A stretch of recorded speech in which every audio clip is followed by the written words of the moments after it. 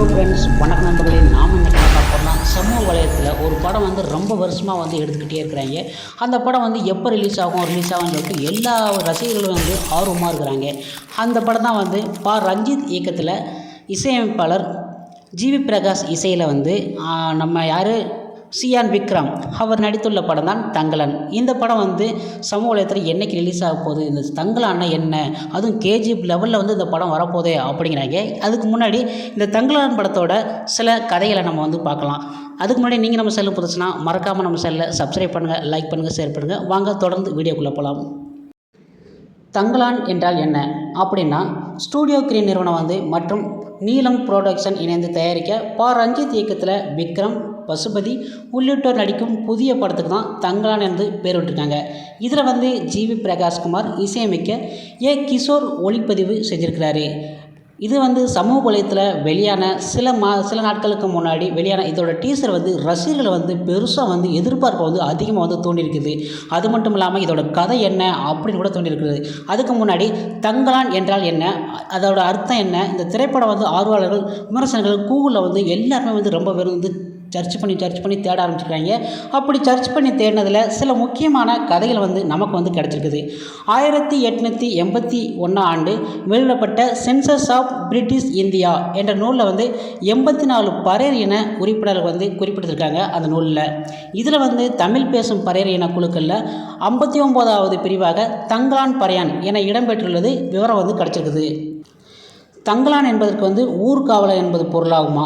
அது மட்டும் இல்லாமல் இரவு நேரங்களில் ஊரை சுற்றி வரும் அந்த ஊரை சார்ந்தவர்கள் தான் இப்போ ஊருக்கு வந்தாலே அவர்களுக்கு தடுப்பு, யார் ஊருக்கு வரக்கூடாது, யாராலும் ஊருக்குள்ளே வந்தீங்கன்னா அப்படி அவங்க இது பண்ணிடுவாங்க அப்படின்ட்டு அவங்க பெரிய பெரிய அதிகாரிகிட்டலாம் பெரிய தலைவர்கிட்ட அங்கே உள்ளவங்ககிட்டலாம் சொல்லி ஊர்காவலர் ஊருக்குள்ளே எந்த ஒரு பிரச்சனையும் நடக்க விடாமல் அப்படி கம்பீரமாக காத்து நிற்கிறது தான் இந்த தங்கலான்.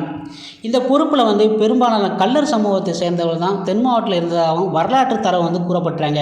ஆனால் இன்றளவும் கிராமங்களில் பொதுக்கோவிலில் திருவிழாக்களில் வழங்கப்படும் மரியாதையில் காவக்காரன் என அழைக்கப்பட்டு விபூதி வழங்கப்படும் தலைமுறை இன்றளவுக்கு இருந்துக்கிட்டு தான் இருக்குது.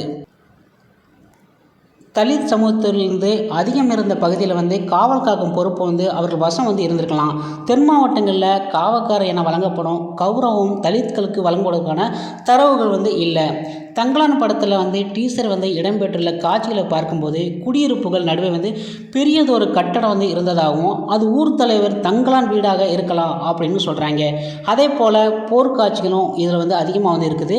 கத்தியுடன் விக்ரம் உள்ளிட்டோர் சண்டையிடும் காட்சியும் இதில் அதிகமாக கொடுத்துருக்காங்க. ஏற்கனவே இயக்குனர் ரஞ்சித் விக்ரம் நாயகனாக நடிக்கும் படத்தில் கதை 19ஆம் நூற்றாண்டில் கோலார் தங்க வயல் பகுதியில் நடந்த உண்மை சம்பவத்தை அடிப்படையாக அந்த படம் எடுத்திருக்காங்க அப்படின்னு கூறப்பட்டாங்க.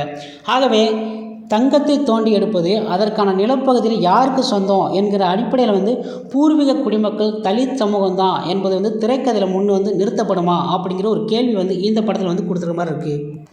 அப்படி இல்லைன்னா ஆங்கிலேயர்களுக்கும் அவர்களுக்கு எதிராக போராடி தலைமை தாங்கியவர்கள் தலித் சமூகத்தவரே என முன்மொழியை இந்த திரைக்கதையில் ரஞ்சித் கொடுத்துருக்காரு அப்படின்னு இதில் சில கதைகளை கொடுத்துருக்குறாங்க. ஓகே ஃப்ரெண்ட்ஸ், இதுதான் தங்கலான் படத்தில் இந்த கதை தான் இருக்குன்னுட்டு முக்கியமாக எல்லாருமே ஆர்வமாக எதிர்பார்க்குறாங்க. அது மட்டும் இல்லாமல் ரஞ்சித் இயக்கியிருக்காருன்னா இவர் வெள்ளையங்களை எதிர்க்காங்களோ அப்படின்னு தெரியும் தெரியல. ஆனால் இந்த மாதிரி அவங்க பூர்வீக குடியில் சொந்தமாக பெரிய பெரிய ஆளுங்கள்லாம் இது பண்ணணும் அப்படின்னு எடுத்துருக்கிற மாதிரி தெரியுது. இதுதான் இந்த படத்தில் நம்ம கூகுளில் சர்ச் பண்ணி முக்கால்வாசி எல்லாமே தெரிஞ்சுக்கிட்ட ஒரு சில இதில் நடந்துக்கிட்ட உண்மை சம்பவத்தை அடிப்படையாக கொடுத்துருக்கோம் அப்படின்னு ரஞ்சித் சில இதில் சொல்லியிருக்கிறாரு. ஓகே ஃப்ரெண்ட்ஸ், உங்களுக்கு நம்ம வீடியோ பிடிச்சினா மறக்காமல் நம்ம சேனலை சப்ஸ்கிரைப் பண்ணுங்கள், லைக் பண்ணுங்கள், ஷேர் பண்ணுங்கள். இது போன்ற வீடியோவை நம்ம நெக்ஸ்ட் வீடியோவில் சந்திக்கலாம். நன்றி, வணக்கம்.